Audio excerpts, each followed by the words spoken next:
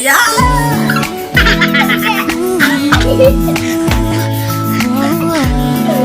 sa another episode, shout out, mga one person's views. Ug karon dalon tamo sa atong epatlaag moment kaubon ako ang asawa nga maragbuutan.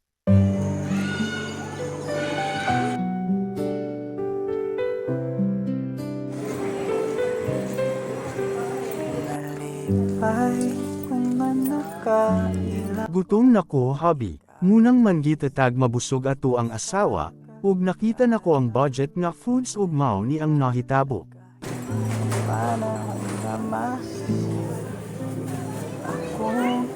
Jesus, thank you so much for this wonderful.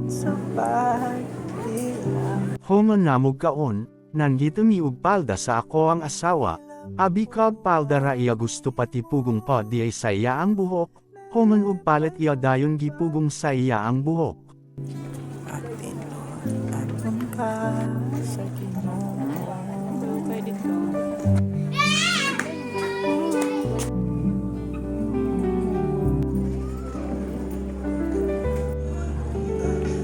Nasayat kitang duhanga ang tanan. Gitabangan ako og pangitaw ako ang asawa, kay kapoy na do iya ang noong.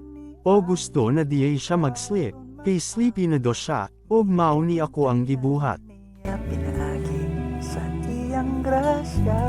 Oy pastilan, nadaot ako ang video clip sa sunod na lang guys, salamat sa paglantaw ani nga episode video.